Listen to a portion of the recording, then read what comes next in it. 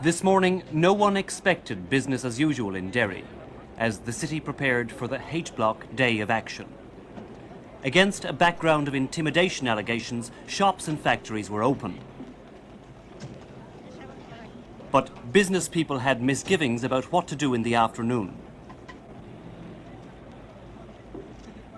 Many parents were concerned about what would happen in the schools. We asked one headmaster. This is a normal school day, as you can see. The children are going to school.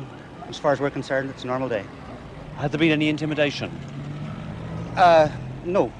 I mean, quite bluntly, no one has approached me, no one has approached any of my teachers. There's been nothing that could be construed as intimidation in any way. You're confident that anybody who stays away will stay away by choice? I don't think that many children will stay away. I think they'll be sent to school by their parents. This is a normal school day. However, a number of teachers planned to join the afternoon work stoppage. Well, we are a group of 137 teachers who support the 5 demands of the prisoners, that the situation in the H-Block should be resolved in a Christian and humane manner. And by taking part in the general action today, we hope to show to the British authorities that we are not prepared to put up with the prison situation as it now stands. What about the position of the pupils in your care? Who's going to look after them while you're out for the afternoon? Well, we have approached teachers and asked them would they mind coming out on a voluntary basis with absolutely no force put on them. It's up to themselves whether they want to come out or not. We have actively supported not bringing the pupils out. We cannot go over the heads of the parents. We have absolutely no right to do that. We have wanted them to stay in school. We do want them to stay in school. We certainly couldn't be responsible for bringing them out or looking after them. As the city of Derry prepares for the H-Block protest, one thing is not in doubt. Many businesses will close. Many workers will not return to their factories after lunch. There have been claims of intimidation, but few who are willing to speak publicly about it. However, in a city which is still struggling to get back on its commercial feet after a decade of strife and violence, there is little doubt that some businesses at least will close less out of sympathy with the H-Block protest than because of fear. Brendan Duddy, has there been intimidation of businesses? I have checked this morning and I cannot find any direct evidence of intimidation. That doesn't mean to say that certain shopkeepers are frightened. I believe that people are frightened. I can find no evidence of intimidation. But would there be any possibility that those fostering or supporting this campaign may have intimidated people? I can't answer for the H-Block people. What I think may have happened is this: you've got a lot of young people, unemployed young people, who may, by the very nature of their attitudes, frighten people. But again, it depends on really in this community what side of the fence you're on. I would think that some shopkeepers are frightened. I do not think there has been direct intimidation. It depends where you want to draw the line. What effect do you think this particular protest is having on the community here in Derry? I think it's having an enormous effect, not only in the community in Derry, but in the whole of the north of Ireland. I think it's an extremely bad situation and I cannot see an improvement on it. Is it dividing the community? It is dividing the community, yes, and will continue to do so. The stands are being taken by both sections of the community, one hoping that this thing can be resolved and the other one saying, well, these people are in jail and they deserve what they get. Heightened tension in Derry showed in increased police activity the day after a soldier was shot outside the local hospital. The city's unionist mayor was worried. The situation in this city today is that the shopkeepers have certainly been intimidated and told they had to close. They've been visited over the last week, some in a nice way and others in a not so nice way, and told, not will you close, but you must close on Wednesday.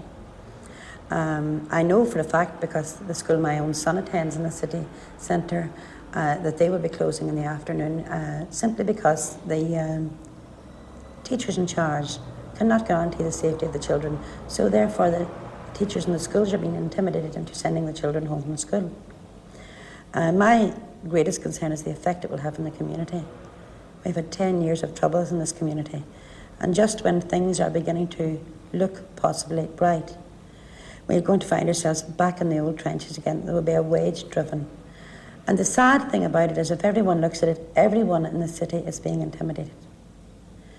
Doesn't matter what class or creed, because intimidation has many ways of working, through fear especially.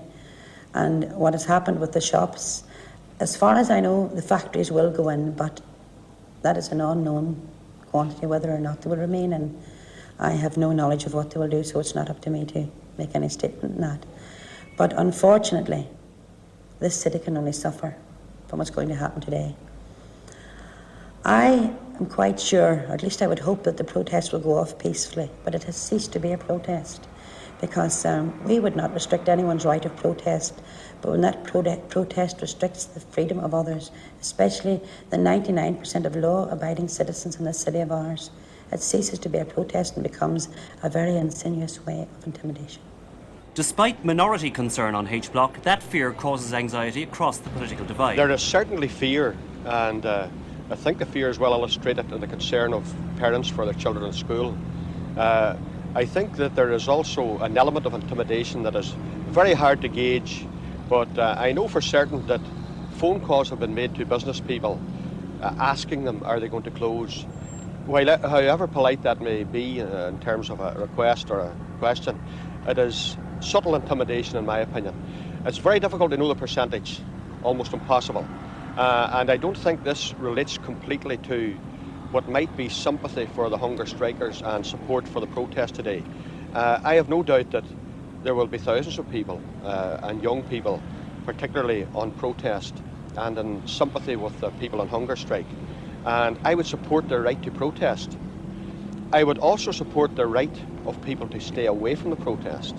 And in a very difficult, fluid situation, charged with, as I've already said, fear, it's difficult to guarantee everybody's rights.